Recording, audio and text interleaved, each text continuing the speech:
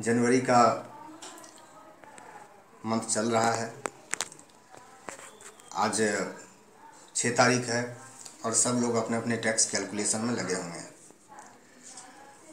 और इसलिए मैंने सोचा कि एक वीडियो बनाऊं ताकि सभी को मैक्सिमम लाभ मिल सके। और इस वीडियो को आप अंत तक देखें और इसमें मैं जो बताऊंगा आप 10 लाख तक के अमाउंट पर जीरो टैक्स पे कर सकते हैं। तो बिना टाइम वेस्ट किए मैं आगे बढ़ता हूं। पहला मैं बताता हूं इस बार जो टैक्स में कुछ चेंज हुए हैं वो मैं चेंज बता देता हूं। फाइनेंस एक्ट 2018 का जो चेंज है, इस चेंज के हिसाब से अब हमें ट्रांसपोर्ट अलाउंस पर कोई लाभ नहीं मिलेगा। और पहले जो मेडिकल अलाउंसेज 15,000 तक का एग्जेम्पशन दिया जाता था वो भी अब हमारे लिए अवेलेबल नहीं रहेगा। और उसके बदले में हमें 40,000 तक का स्टैंडर्ड डिडक्शन दिया गया है, जो हम अपने सैलरी में हमने चाहे एक्सपेंडिचर किया है या नहीं किया है, हम उस अमाउंट को घटा देंगे अपने सैलरी में से, टोटल 40,000 को घटा देंगे। और उसके बाद दूसरा इस बार एक ग्लांस ले लेते हैं इनकम टैक्स स्लैब पर। इस दो financial year 2018 and 19 and assessment year 2019 and 20 के लिए जो इनकम टैक्स स्लैब रेट है वो 2,15,000 तक कोई टैक्स नहीं देना पड़ेगा। 2.5 लाख से 5 लाख तक 5% का टैक्स पे करना पड़ेगा। 5 लाख से 10 लाख तक 20% टैक्स पे करना पड़ेगा। और 10 लाख से ऊपर किसी भी अमाउंट तक आपको 30% का टैक्स पे करना है। अब इसके बाद एक जो नया टैक्स में इस बार बदलाव हुआ है वो है हेल्थ एंड एजुकेशन सेस। पहले हमें 3% का एजुकेशन सेस पे करना पड़ता था, लेकिन उसके जगह अब हमें हेल्थ एंड एजुकेशन सेस पे करना पड़ेगा, जो कि टोटल इनकम टैक्स का 4% होगा जो हमें पे करना है। अब आते हैं उसके बाद हम दूसरे डायरेक्शन के बारे में। पहले जैसा कि मैंने बताया है कि सेक्शन 10 के तहत हमें बहुत सारी छूट अवेलेबल था, जिसमें से ट्रांसपोर्ट अलाउंसेज भी था। उसके बदले में हमें 40,000 का स्टैंडर्ड डिडक्शन दे दिया गया है। अब हम उस सेक्शन में SCA क्लेम कर सकते हैं, जिसको हिलेरिया कंपनसेटरी अलाउंसेज भी कहते हैं। और CA जो 100 रुपीज़ पर मंथ पर चाइल्ड है वो भी हम क्लेम कर सकते हैं। साथ में अगर आपके बच्चे किसी हॉस्टल में हैं, आप हॉस्टल सब्सिडी ले रहे हैं सरकार से, तो आप 200 रुपया पर मंथ पर चाइल्ड आप क्लेम कर सकते हैं इनकम टैक्स में। और उसके बाद अंडर सेक्शन 16 आप जो भी प्रोफेशनल टैक्स पे करते हैं उसको आप अपने टोटल इनकम से घटा सकते हैं। उसके बाद आते हैं सेक्शन 17 जो मैंने ऑलरेडी बता दिया है, उसके तहत आप 40,000 तक का छूट ले सकते हैं। उसके बाद नेक्स्ट हम आते हैं ATC, जो हमारे लिए बहुत सारे डिडक्शंस लेके आते हैं। इसमें ATC में हम 1.5 लाख तक का छूट ले सकते हैं। और इसके तहत जो है हम किसी भी तरह का इन्वेस्टमेंट हो, चाहे हमारे CPF में हो, PPF में हो, या LIC में हो, या ELSS स्कीम में हो, या ULIP में हो, NSC में, PLI में, या किसी अदर इंश्योरेंस पॉलिसी में जो लाइफ इंश्योरेंस पॉलिसी है, तो इसमें हम 1.5 लाख तक का छूट ले सकते हैं।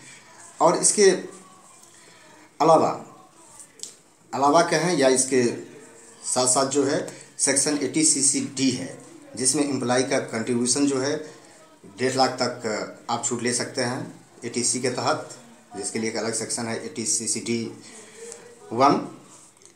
और ATCCD2 के तहत आप आपको जो भी कंट्रीब्यूशन दिया जाता है NPS में सरकार की तरफ से, वो पहले से ही छूट है। उसके बाद एक एडिशनल जो आप उस 1.5 लाख के बाद जो छूट क्लेम कर सकते हैं वो ATCCD1B है, जिसके तहत आप 1.5 लाख के अलावा अगर आपने अपना NPS अकाउंट खोला है या जिनका एग्जिस्टिंग NPS अकाउंट भी है, तो एडिशनल आप 50,000 का छूट ले सकते हैं। इसको आप सीधे शब्दों में कहें तो आप अगर आप दोनों आप इन्वेस्टेड हैं तो आप 2 लाख तक का छूट ले सकते हैं।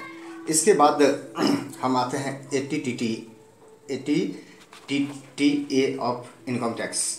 और इसके तहत पहले से भी ये छूट अवेलेबल है, और अभी हम 10,000 तक का अगर हमें सेविंग बैंक अकाउंट से कोई इंटरेस्ट मिलता है तो उस पर हम छूट ले सकते हैं। उसके बाद 80EE, और इसके तहत एक पहले से ही प्रोविज़न है, जो अगर जिनको भी इन प्रोविज़न से फ़ायदा मिले उनके लिए मैं बता देना चाहता हूं कि इसके लिए आप एडिशनल, अगर आपने फर्स्ट टाइम होम बायर्स हैं और आपने 1 अप्रैल 2016 से लेकर 31 मार्च 2017 के बीच में अगर आपने घर खरीदा है तो आप 50,000 रुपये तक का इंटरेस्ट जो है इंटरेस्ट एडिशनल क्लेम कर सकते हैं, क्योंकि हमारे पास ऑलरेडी सेक्शन 24 के तहत हमें 2 लाख तक के जो होम लोन इंटरेस्ट है उस पर हमें छूट है, और एडिशनल हम 50,000 ले सकते हैं अगर इस प्रोविज़न में आपका आता है जो सेक्शन 80EE है। इसके बाद आते हैं 80CCG। ये राजीव गांधी इक्विटी स्कीम है जो 2016 में फाइनेंस एक्ट में प्रोविज़न किया गया था, जिसके तहत अगर आपकी आय 12 लाख से कम है, 12 लाख रुपये से कम है, और आपने 50,000 रुपया पर साल इन्वेस्ट किया है तो आपको 25,000 रुपये के अमाउंट पर आपको टैक्स का छूट मिलेगा। जिसमें एक बात बताना चाहूँगा कि इस स्कीम को 2017 से डिसकंटिन्यू कर दिया गया है, लेकिन इस ईयर तक ये वैलिड है। जिन्होंने भी इन्वेस्ट किया है इस ईयर तक 25,000 रुपये के अमाउंट पर छूट ले सकता है अगर आपने 50,000 रुपये तक इन्वेस्ट किया है। इसके बाद जो एक सेक्शन आता है 80D। 80D में मैं बता दूं कि सबसे पहले जो इसमें छूट है, अगर आपने कोई मेडिकल इंश्योरेंस पे किया है तो 80D के तहत 25,000 रुपये तक के अमाउंट पर छूट ले सकते हैं। अगर आपके पेरेंट्स 60 ईयर से कम है और उनके नाम पर आपने मेडिकल इंश्योरेंस पॉलिसी लिया है तो 25,000 एडिशनल आप और डिडक्शन कर सकते हैं। लेकिन अगर आपके पेरेंट्स जो है 60 ईयर से ज़्यादा है, अगर उनके लिए कोई मेडिकल इंश्योरेंस पॉलिसी आपने खरीदा है तो 50,000 रुपये तक के प्रीमियम तक छूट ले सकते हैं। और इसके बाद अगर दोनों, आप खुद या आपके पेरेंट्स दोनों अगर 60 ईयर्स अबव है तो आप मैक्सिमम 1 लाख रुपये तक का छूट इस सेक्शन के तहत ले सकते हैं। इसके अलावा एक चीज़ और बता दूं कि अगर आप हेल्थ चेकअप करवाते हैं खुद का या अपने डिपेंडेंट पेरेंट्स का तो 5,000 रुपये तक का एक्स्ट्रा छूट आप ले सकते हैं।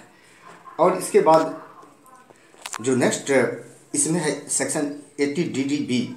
इस सेक्शन के तहत आपने मेडिकल एक्सपेंडिचर अगर खुद पर किया है या आपने डिपेंडेंट पर किया है तो इसमें आप 40,000 रुपये तक का छूट क्लेम कर सकते हैं।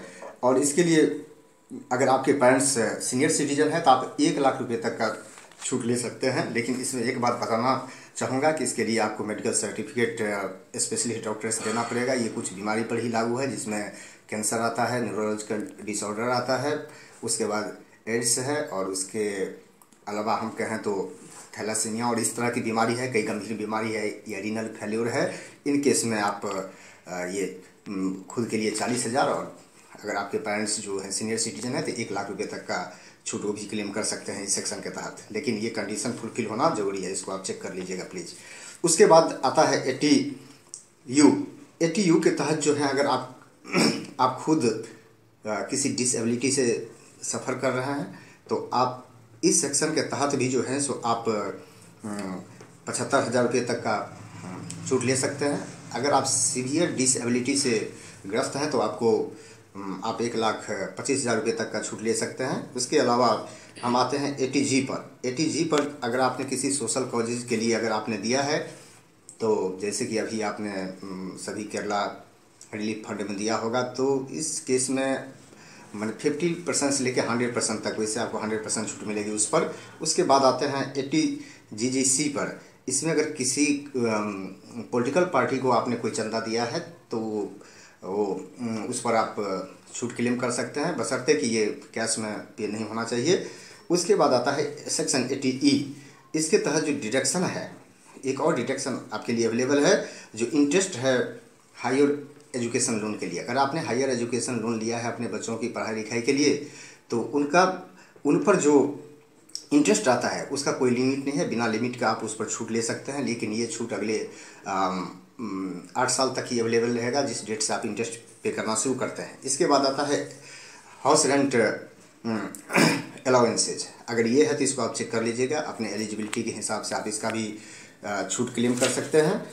और इसके बाद जो मैं बताना चाहूँगा ये है आपका सेक्शन 87A, इसको आप चेक कर लीजिएगा, एलिजिबल है। अगर 3 लाख से कम आपका ये होता है तो 2500 से कम टैक्स होता है, तो आप ऑफकोर्स इसका लाभ उठा सकते हैं। इसके बाद सेक्शन 89 है कि बहुत सारे लोगों को स्पेशल अलाउंसेज और अदर अलाउंसेज मिला होगा, उसको आप ईयर वाइज ब्रेक करके आप उस पर भी छूट ले सकते हैं। ये सारे छूट हैं, अगर इनको आप बारीकी से देखें। और कृपया ये जो जितना भी मैंने बताया है ये सिर्फ 60 वर्ष से कम वाले लोगों के लिए बताया है, इंडिविजुअल के लिए मैंने बताया है। और जैसे 60 वर्ष से ऊपर की बात है और सीनियर सिटीजन है तो उनके लिए मैं एक अलग से वीडियो बनाऊंगा। और ये इनमें अगर आपको लाभ मिलता है तो आप 10 लाख रुपये तक के अमाउंट पर आप जीरो टैक्स पे कर सकते हैं। थैंक यू, जय हिंद।